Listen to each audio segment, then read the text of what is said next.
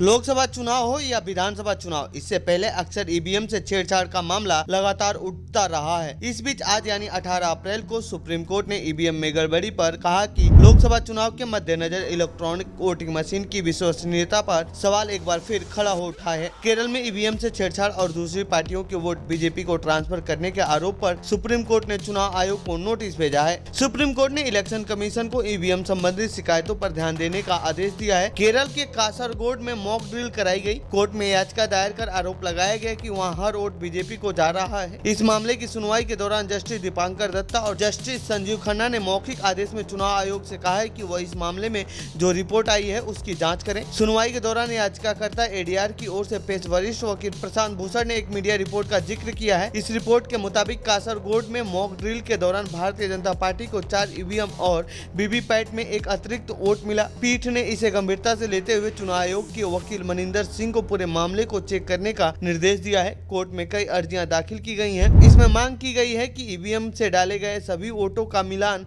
VVPAT की पर्चियों से किया जाए। वरिष्ठ वकील प्रशांत भूषण ने मांग की थी कि सभी वीवीपैट पर्चियों की गिनती की जाए। इस पर कोर्ट ने कहा था कि भारत जैसे बड़े देश में ऐसा कैसे संभव हो सकता है। प्रशांत भूषण ने जर्मनी जैसे देश का उदाहरण दिया और कहा कि वहाँ पर तो बैलेट पेपर के जरिए चुनाव हो रहे हैं। इस पर जज ने कहा कि वहाँ की आबादी केवल 6 करोड़ ही है। उन्होंने आगे कहा कि मैं पश्चिम बंगाल से ही आता हूँ, यहाँ पर ही आबादी केवल 6 करोड़ लोगों की है। जस्टिस ने कहा कि हमने उस जमाने को भी देखा है जब बैलेट पेपर से चुनाव हुआ करते थे। पीठ ने यह भी साफ कर दिया कि अगर लोगों के द्वारा किसी भी तरह का कोई हस्तक्षेप न किया जाए तो मशीन ठीक तरीके से काम करती है। तो ये थी ईवीएम से जुड़ी हमारी रिपोर्ट। आपको कैसी लगी यह रिपोर्ट कमेंट बॉक्स में बताएं। साथ ही इस पूरे मामले पर आप क्या कहना चाहते हैं कमेंट बॉक्स में लिखें। बाकी देश दुनिया की खबरों के लिए बने रहिए जनसत्ता के साथ। धन्यवाद।